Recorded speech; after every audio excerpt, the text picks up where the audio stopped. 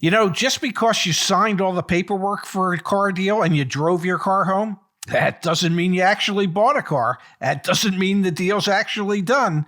It can get ugly out there. All right, Pop. So we had an article come up in NPR. The headline reading, Dad, even after you think you bought a car, dealerships can, quote, yo-yo you and take it back. I don't know about you. I don't want to get yo-yoed. Pops, what the heck does this mean? And what do we need to protect ourselves from as consumers? Well, what it means is in many cases, dealerships will sign you up for the car that you want to purchase before they actually have a bank approval for the loan that they're trying to place for you.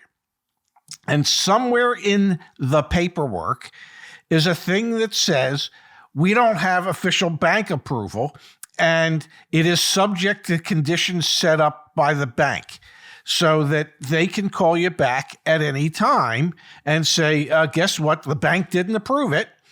We have new terms and new conditions set up by the bank. So we need you to come back here and re-sign some paperwork. And then when you come back, the terms, the finance terms, literally have changed. Either they require more money down, or they want you to sign for a higher payment at a higher interest rate.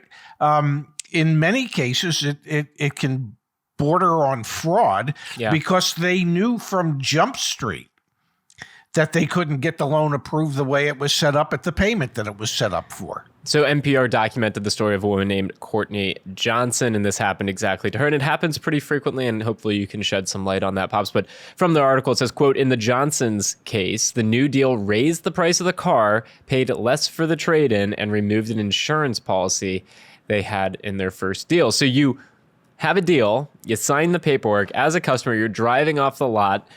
Next thing you know, you're getting a call a week later. Hey, the bank didn't actually approve the loan. You got to come back in. We got to redo it. And I've gotten Instagram DMs about this. We've had people reach out to us on the community forum about this. Like, this happens frequently. You go back, price of the car is different. APR on the loan's different. Your trade-in's worth less. And you completely unwind. But you're not even unwinding it because the deal didn't even happen, but you thought you bought a car. It's a terrible situation, Dad.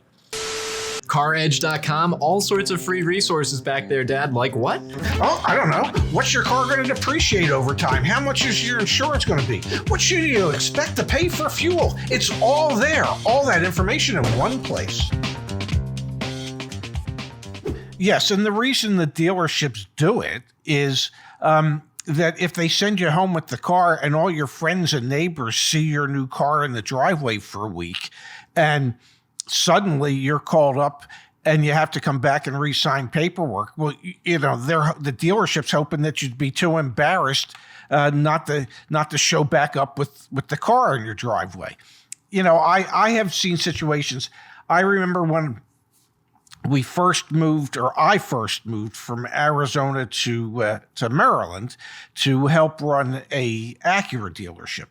And literally, the first couple of days I was there, we took back an MDX that had been with a customer for a month with the dealership trying to get the financing settled for that customer. The vehicle had like 2,500 miles on it. We could never get the bank to agree to buy the loan the way it was needed to be. So the deal completely unwound. And here I am, the new car manager, and suddenly I have literally what's considered a brand new MDX with 2,500 miles on it because the general manager had decided to spot deliver a car to a vehicle with the hope that they would get it done, get the loan done. And they didn't. And this happens all the time. Yeah. I mean, all the time. And then I know of some dealerships in Arizona where the F&I people, part of what they had to do when they were signing up a customer was while they were signing up and firming up the deal, they had to set an appointment for 2 or 3 days later, just in case they missed any paperwork for the customer to come back. And at that time, when the customer came back, the F&I manager was expected to change the terms, increase the payment, bump the people on the payment because the interest rate went up, or the bank wants you to buy a warrant, or whatever it was. That was part and parcel of how they did business. I never liked to do business that way. The last group I worked for, if we didn't have a bank approval prior to the customer taking the car home, they didn't leave with the car. Okay. We wanted an approval. Now, if it was a situation where it was late at night or it was a Saturday night or whatever, and the banks weren't there to give us an approval, if we felt 100% confident that we could get the deal done as we had structured it, then we could deliver the car to the customer.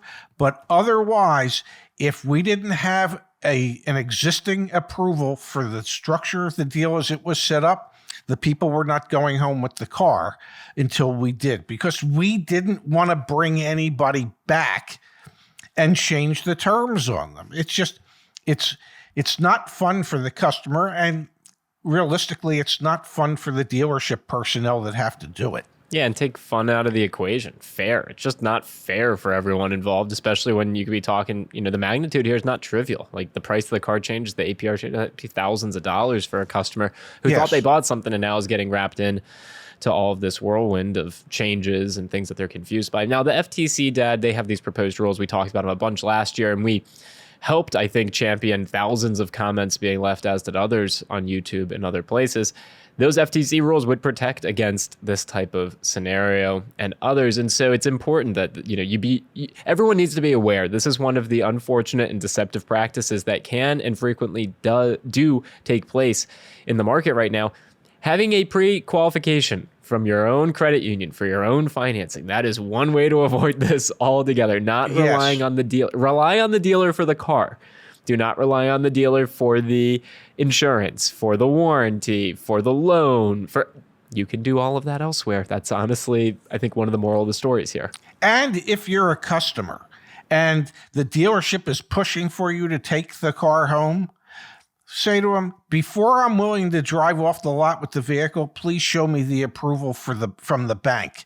And if they can't show you an approval from the bank for the way the deal is structured, then say, you know what, once you have the approval, I'll be more than happy to come back, complete the transaction, sign all the paperwork, and take the car. Because in a lot of cases, if there's a trade-in, the dealership will go ahead and sell the trade-in before the deal's actually complete.